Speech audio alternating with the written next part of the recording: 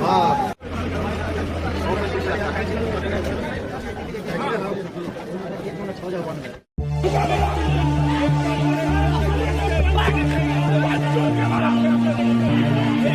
Kolkata doctor case में CBI को अब एक और बहुत अहम लीड वीडियो लग चुकी है, जो कि अब तक इस मामले में पूरी तरह से छुपी हुई थी।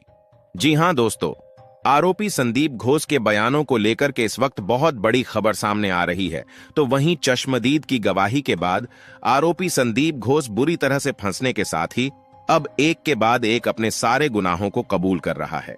और उसने जो उस रात हुई पूरी वारदात को लेकर के अब नई कहानी बताई है, उसे सुनने के बाद सीबीआई भी पूरी तरह से चकरा चुकी है। जी हां, एक बार फिर से आपको बता दें कि अब सीबीआई और पूरे देश के सामने इस पूरे मामले में एक बार फिर से नई चुनौतियां सामने आ चुकी हैं। चश्मदीद ने एक के बाद एक, जो कि उस वारदात के समय वहां मौजूद था, सारी बातों को धीरे धीरे करके खोल दिया है। चाहे डॉक्टर बिटिया के फोन और डायरीज में छिपा राज हो, या फिर डॉक्टर के घर के अंदर और हॉस्पिटल आर.जे. कर हॉस्पिटल में बने तहखाने में छिपे कई दस्तावेज और वहां पर बने रूम को लेकर एक बड़ा खुलासा भी अब सामने आ चुका है। और इन सभी खबरों के बीच अब एक और अहम खबर सामने आ चुकी है। आरोपी संदीप घोष को बचाए जाने की हर भरसक कोशिश की जा रही है। देश के कई सबसे अहम वकीलों को, जो कि लॉयर हैं, उन्हें हायर किया गया है। और ये वकील जो हैं, इस पूरे मामले में लगभग 22 से ज्यादा संख्या पहुंच चुकी है, जो इस आरोपी और इस पूरे मामले को दबाने के लिए हायर किए गए हैं। अब आप समझ सकते हैं कि यह मामला कितना बड़ा होता जा रहा है। लेकिन इस वक्त संदीप घोष ने जो एक खुलासा किया है, वह सुनने के बाद आपके पैरों तले से जमीन खिसकने वाली है। क्योंकि आरोपी संदीप घोष ने डॉक्टर बिटिया के साथ 8 और 9 अगस्त के दिन हुई वारदात से एक दिन पहले उसकी गाड़ी को खत्म करने की बात को कबूल किया है। इतना ही नहीं, उस रात डॉक्टर बिटिया के साथ शाम 8 बजे जिन ट्रेनी डॉक्टर्स ने मिलकर के खाना खाया था, अब उस डॉक्टर का भी ट्रेनी डॉक्टर का बयान सामने आया है, जो कि काफी डरा हुआ था। और इसका बयान सुनने के बाद अब सीबीआई ने एक और अहम बात सामने रखी है। अब क्या कहा है इस पूरे मामले को लेकर के आरोपी संदीप घोष? आखिर क्यों एक बार फिर से क्या सरकारी गवाह बनने की तैयारी में है? क्यों आरोपी संदीप घोष अपना जुर्म कबूल करने के साथ ही संजय राय और अपने आका, जो कि इस पूरे मामले में सबसे अहम किरदार और जिम्मेदार इंसान है, उसका नाम भी ले लिया है? जी हां, बहुत बड़ी खबर इस वक्त सामने आ रही है। यह मामला अब तक एक बार फिर उलझता हुआ दिखाई दे रहा था, लेकिन अब एक के बाद एक जब सभी कड़ियों को जोड़ा गया है, तो वास्तव में कहानी कुछ और ही निकल करके सामने आ चुकी है।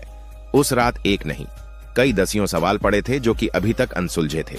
लेकिन अब चश्मदीद की गवाही, संजय रॉय और संदीप घोष के बयान, डॉक्टर बिटिया की डायरी और डॉक्टर बिटिया का फोन, साथ ही आर.जे. कर कॉलेज के तहखाने में छिपे राज ने एक के बाद एक सारी बातों को उजागर कर दिया है। आज इस वीडियो में पूरी की पूरी आपको इसके बारे में जानकारी मिलने वाली है। एक एक पॉइंट बेहद अहम होने जा रहा है, क्योंकि एक पॉइंट से जुड़ी पूरी की पूरी कहानी इस मामले में किस तरह से उलझी और किस तरह से क्यों। हर एक शख्स इस मामले में शामिल हुआ और दरिंदगी की बेइंतहा जो की गई है, आखिर उसके पीछे का राज क्या है, और अगर की भी गई है तो किस हद तक की गई है, यह पूरी बात आपको इस वीडियो में आज समझ आ जाने वाली है। लेकिन उससे पहले अगर आप भी चाहते हैं कि डॉक्टर बिटिया को इंसाफ मिले, तो कमेंट बॉक्स में जस्टिस फॉर डॉक्टर बिटिया जरूर लिखिए। और इतना ही नहीं, डॉक्टर बिटिया की आत्मा की शांति के लिए चैनल को सब्सक्राइब और कमेंट बॉक्स में RIP रिप भी जरूर लिखिएगा। इससे यह भी पता चलेगा कि इन नुमाइंदों को बचाने के लिए जो लोग उतर चुके हैं, जो लोग यह चाहते हैं कि इन्हें सजा ना मिले, उनको भी मनोबल को तोड़ना बेहद जरूरी है। क्योंकि आपको आगे जो सुनने वाले हैं, उससे आपको पता चल जाएगा कि इनके साथ सपोर्ट करने वालों की तादाद कितनी ज्यादा है और इन्हें हर संभव बचाने की कोशिश किस तरह से की जा रही है। यह भी आपको आज इस वीडियो के अंत तक समझ आ जाएगा। दोस्तों, डॉक्टर बिटिया के साथ उस रात जो हैवानियत हुई थी, जिस 8 से 9 अगस्त की रात को लेकर के आरोपी संजय रॉय और सीबीआई, साथ ही संदीप घोष ने अब तक जो बातें सामने रखी थीं, संदीप घोष और चश्मदीद ने इन बातों को सिरे से खारिज कर दिया है। जी हां, अब तक यह बात सामने आई थी कि 4:03 के बाद इस पूरी वारदात को अंजाम दिया गया है। लेकिन इस पूरी वारदात की रूपरेखा एक दिन पहले, यानी कि 7 अगस्त की शाम से तैयार करनी शुरू कर दी गई थी। जी हां, इस बारे को लेकर के संदीप घोष ने पूरी बात रखी। संदीप घोष ने कहा है कि अगर सीबीआई को मिले हुए सबूत और सीबीआई को मिली हुई बातें सच लगती हैं, तो आप एक बात का जवाब दीजिए कि अगर डॉक्टर बिटिया को आप देखे ही हैं कि किस तरह से हष्ट पुष्ट है, और अगर संजय रॉय को देखा जाए तो टिड्डे सा दिखने वाला इंसान, और अगर इन दोनों के बीच 4:03 से लेकर के 15 मिनट से जिस तरह से रिपोर्ट में आया है, अगर इन दोनों के बीच हाथापाई हुई है, तो ऐसे में डॉक्टर बिटिया की अंत हो जाता है। लेकिन क्या ऐसा हो सकता है कि दोनों की हाथापाई के बीच उसे यानी कि संजय रॉय को एक भी खरोंच ना लगी हो? क्या ऐसा संभव है? लेकिन अगर देखा जाए तो संजय रॉय के बॉडी में एक भी खरोंच उस वारदात के बाद नहीं है, और कहा यह भी जा रहा है कि वह इस 4:30 पर पूरी वारदात को अंजाम देकर के निकलता है और नीचे बने एक हॉल में जाकर के चुपचाप बड़े आराम से सो जाता है और अपनी गिरफ्तारी का इंतजार करता है। क्या ऐसा संभव हो सकता है? क्या ऐसा करने वाला, वारदात करने वाला इंसान उसी जगह पर वारदात के बाद रुकेगा कि आओ मुझे अरेस्ट कर लो, और अरेस्ट होने के बाद भी उसने कोर्ट में जाते ही सीधा अपना जुर्म कबूल कर लिया कि हाँ मैंने ही ये सब कुछ किया है, मुझे फांसी पर चढ़ा दो? और इन सब चीजों को लेकर के जब कहा गया तो सीबीआई वास्तव में चकरा गई। सीबीआई को भी लगा कि हाँ ऐसा कैसे संभव हो सकता है। अब एक के बाद एक संदीप घोष ने बयान दिए, अब उन्हें भी आप सुन लीजिए। संदीप घोष ने कहा कि डॉक्टर ट्रेनी बिटिया के बारे में आपको अभी पता चला है, लेकिन मैं काफी समय से जानता हूं और इस पूरे वारदात के बारे में डॉक्टर बिटिया को आरजेकर कॉलेज के अंदर चल रही गतिविधियों का पता लग चुका था, और यह गतिविधि हाँ कुछ और नहीं बल्कि आरजेकर कॉलेज के अंदर चलने वाली पोर्नोग्राफी है।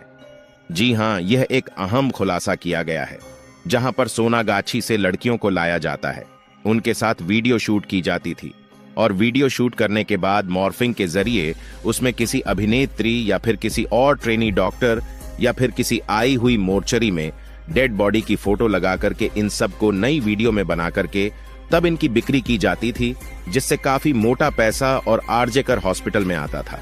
इतना ही नहीं, यहां पर बॉडी ओनर्गन के तस्करी तक की बातें सामने आई हैं, जिनके अहम सबूत भी तहखाने में मिल चुके हैं।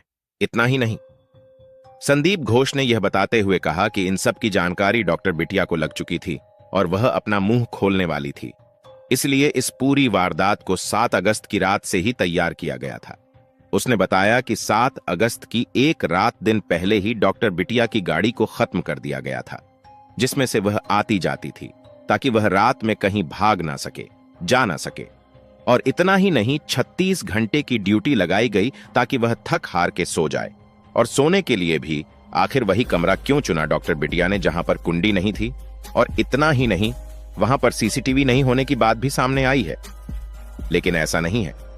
आरोपी संदीप घोष ने यह बात बताई है कि मोर्चरी में जिस तरह से सारी बातें सामने आई हैं, जिस तरह से पोस्टमार्टम में बताया गया है, चीजें वैसी नहीं थी, और वहां पर जो वारदात हुई थी उससे पहले सीसीटीवी कैमरे मौजूद थे, लेकिन यह कैमरे बाद में हटवाए गए थे पूरे प्लान के साथ। अब आप यह सोच रहे हैं कि सीबीआई के सामने जाने के साथ ही आखिर संदीप घोष क्यों तोते की तरह कबूल रहा है। बता दें कि संदीप घोष को अब सीबीआई का डर और अपने अंत का डर सता रहा है। संदीप घोष ने यह बात समझ में आ गई है कि अब उसका अंत बेहद नजदीक है। अब इसके तहत उसका आखिरी समय और फांसी की सजा निश्चित हो रही है।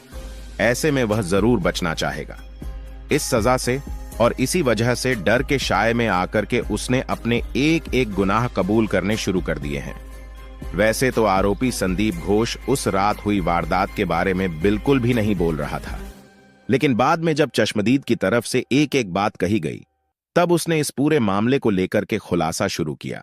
उसने कहा कि उस वारदात के समय हम में से 7 लोगों की मौजूदगी थी, जिसमें आरोपी संजय रॉय शामिल नहीं था, उसे बाद में शामिल किया गया था। इस पूरे मामले में पहले 7 लोग थे, जो कि उसमें एक संदीप घोष खुद भी था, और उन सब ने लगभग ड्रिंक कर रखी थी, और इस पूरे वारदात को, इस पूरे मामले को प्लान करके अंजाम दिया गया था। उन्हें लगा था कि सेमिनार हॉल ने और कोई मौजूद नहीं है, लेकिन वहां पर एक स्वीपर मौजूद था जो कि वहीं पर सो जाता था, और यह बात की जानकारी किसी को भी नहीं थी, और अंधेरा होने की वजह से यहां पर कोई देख भी नहीं सका था कि आखिर यहां पर कौन मौजूद है, और इस तरह से इस पूरी घटना को अंजाम दिया गया। डॉक्टर बिटिया के साथ हुई दरिंदगी की शब्दों को तो आप कई बार सुन चुके हैं, लेकिन अब इस बारे में यह सुन लीजिए कि इन लोगों को बचाने के लिए किस तरह से पूरी तैयारी की जा रही है।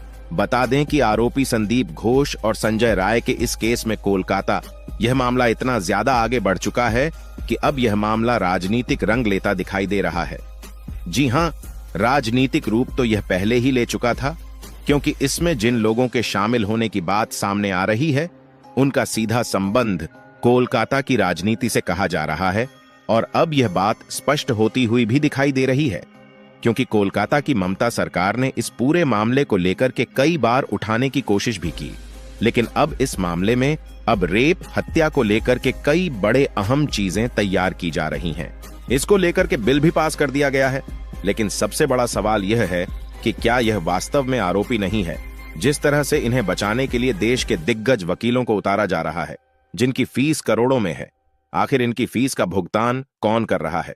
आरोपी संजय रॉय, जिसकी इतनी औकात है ही आरोपी संदीप घोष, जो कि खुद सीबीआई के चंगुल में फंसा हुआ है, तो आखिर इन्हें हायर कौन कर रहा है, जो कि 20 से ज्यादा संख्या हो चुकी है। अब आप समझ सकते हैं कि एक की फीस अगर करोड़ों में है, तो ऐसे में 20 जो वकील हैं उनकी फीस, यहां तक कि कपिल सिब्बल, जी हां, आप सभी ने लगभग नाम सुना होगा, कपिल सिब्बल को तक इस पूरे मामले का केस लड़ने के लिए बुलाया गया है। अब आप समझ सकते हैं कि देश के सबसे महंगे वकील को हायर करने की हैसियत कौन रख सकता है और किस तरह का इंसान होगा वह, जो इन दरिंदों को बचाने की कोशिश में लगा हुआ है। वजह साफ है, या तो वह खुद भी इस मामले में शामिल है, या फिर कुल मिलाकर के इस मामले को दबा करके खत्म करने की कोशिश जारी है, और यही कोशिश अब इस मामले को लेकर के आगे बढ़ रही है। आपको क्या लगता है, क्या सबूतों का निपटारा नहीं किया गया होगा? क्या सबूत नहीं मिटाए गए होंगे? जिस तरह से बातें सामने आ रही हैं कि उस पूरे हॉल को तहस नहस किया गया था, जानबूझ करके उस पूरे हॉल की हुलिया बिगाड़ दिया गया ताकि सीबीआई के हाथों कोई सबूत ना लगे। ये क्या साजिश का शिकार नहीं था? अब आप ये खुद सोच करके बताएं, खुद बताएं, क्या इसमें जो दरिंदे हैं, क्या वह आम इंसान हो सकते हैं? और अगर आम इंसान होते तो क्या अब तक उन्हें सजा नहीं मिल गई होती? लेकिन अभी तक नहीं मिली, तो अब जरूर मिलनी चाहिए। दोस्तों, कमेंट बॉक्स में वी वांट जस्टिस अभी भी आपको लिखना है, जब तक सजा नहीं मिल जाती। मिलते हैं अगली वीडियो में। जय हिंद दोस्तों।